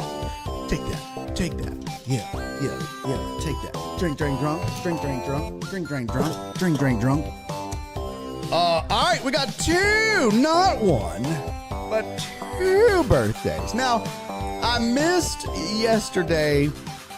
I got a little distracted by the end of the show, and I'm not blaming Cece, but I am. The reason we didn't do my boy Saul's birthday yesterday, or SVG, you guys might know him as SVG. If you'll recall, we had a hoot of a good time with Cece at the bar. Cece was surrounded by speakerphone talkers, and she was kind enough to put me on speakerphone so I could make them feel like shit in public. And that was fun. She said, happy birthday, SVG. Sorry, Barry was trying to get me killed. Cece, tell the truth. How much fun was that bartender having? Huh? That was a hoot.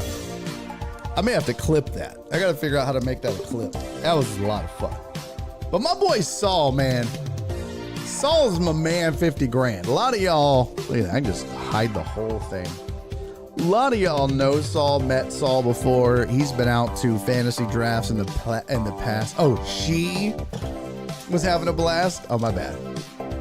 She was having a blast, I was dying? Okay. Well, I'm glad she enjoyed it. And you got a free drink out of it. So it was worth it. But we did miss Saul's birthday. But Saul's been out to fantasy drafts. Saul's an OG deckhead. He's not been hanging around lately, but that's okay. You know him as SVG. Him and his better half, Dora. And they are very supportive of me, of the deckhead community, of the show.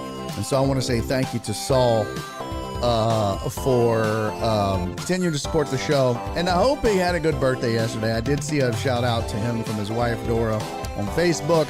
So, Saul, I hope it was a good one, buddy. I hope you got some... I was going to say Roadhead, but I don't think they went anywhere. I do know he built a new deck. So I was going to say Deckhead, but that would make it really weird. So I'm just going to say, I hope it was a good day, Saul. And hand job. All right, happy birthday, brother. Cheers to you, man. Also, excuse me, we have another birthday in the building. It's my girl, Marsha. Marsha's birthday is on the 17th. That's right. That would be St. Patty's Day. That's right. St. Patty's Day, it's a Monday. I know. You're like, but Barry, that's a Monday. Why are you doing it now? Well, sometimes your boy forgets shit. And I don't know what's going to happen Monday. Might be a show, might not be a show. I don't know yet. So, going ahead and doing it now, just in case. All right? So, Marsha. Marsha is an OG with me, man. Marsha goes all the way back to my cage door days.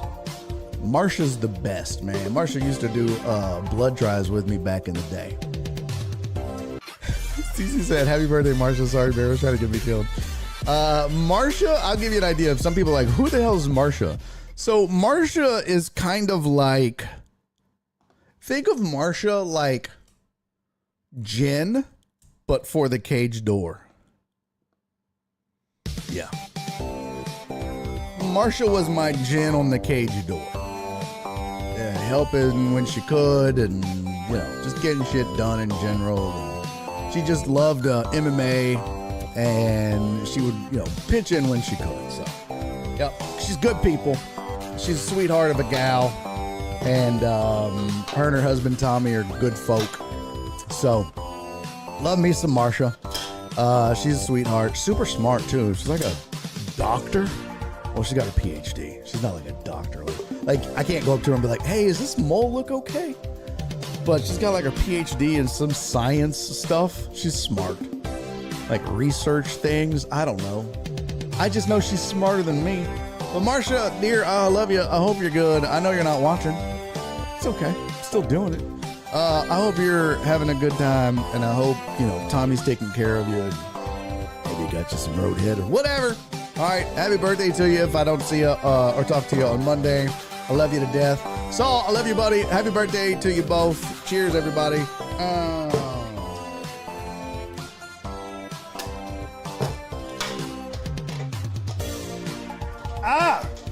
Why do I swallow like that? Jesus. What the fuck was that? Oh, fuck. Okay. Okay, fuck. Well, I think that went good. Cube Zoom. What? Yeah, I think that went okay. All right, there's your birthdays. Thank you guys for the Golden Kappa hype train. Let's see. Golden Kappa hype train complete. Level 2, 7%. One gifted sub, 1,226 bits. You guys are the best, man. That's really dope. I don't even know what the fuck that was, but very cool. Never seen it before, so that's pretty dope. So there we go. I'm so glad this goddamn. We got 1 hour left. I can get off this goddamn dying ass computer. This bullshit ass computer. By the way, go Cougs. Cougs won. That was a while ago. Cougs won though. Cougs did the damn thing. Please tell me they're trying to cancel the birthday song too. You dirty bitch. You know what? I don't need the graphic to play it. I'll just play it. I might just make it the intro, the outro, the fucking mid-tro, the side-tro, the left-tro, and the right-tro. Okay? I don't know what that means. All right. That's a show. Let's do a private hour and end this goddamn week. Shall we? Cisco, I don't know when I'm in San Antonio again, buddy. I'm in Bastrop in May. But I don't know the next time I'm in San Antonio, bro. Your guess is as good as mine, to be honest with you. I haven't worked LOL, which is the one club that's left there. I haven't worked that one in a long time. I need to hit them up. Let's see what the what is. I need to see who's going to be there. Maybe I know somebody. Go out there. I will let you know, though. You best believe that. Next time I get a gig out there, I will let you know. Barry looks at the birthday band. Play me out! Hit it, boys! This goes at Bastrop's like 2 hours from me. Oh, so it's close. Jen! What's up, Jen? All right, not that Jen. That's one in. All right, that's a show, everybody. Time for the private hour. Sexual chocolate is available. I know you're not talking about yourself, Total Dallas. I know you're not talking about yourself. Jesus. Maybe throw up in my mouth a little bit. All right. That's a show, folks. That's a weekend. For those of you that are not Patreon members, first of all, what are you doing with yourself? Go join the damn Patreon. Patreon.com/Barry on Deck. Great way to support the show. Also, you can do shit like join us on the private hour, which is next. Whole ass other hour of the show just for the Patreon members. Do it once a week. Do it just for them. What are we going to talk about? I got no idea, people. We don't plan it. We just let the wind take us where we go. A lot of times we get crazy. A lot of times we get weird. A lot of times it's both. Sometimes it's neither. Sometimes we get philosophical. So we'll see what happens. But either way, it's going to be fun. It's always a good time. So I'll see you Patreon members shortly in the private hour. Good way to end the week is just us Patreon folk. For the rest of you, man, thanks for hanging out with me as always. I love you to death. I could appreciate the continued support of this show and me. And I will see you guys next week. And until I do me 3 favors, everybody. Be safe. Be kind. And most importantly, love each other. I'll see y'all next week. Or I'll see you in just a little bit in the last hour. Bye, everybody. Daddy's making a YouTube video!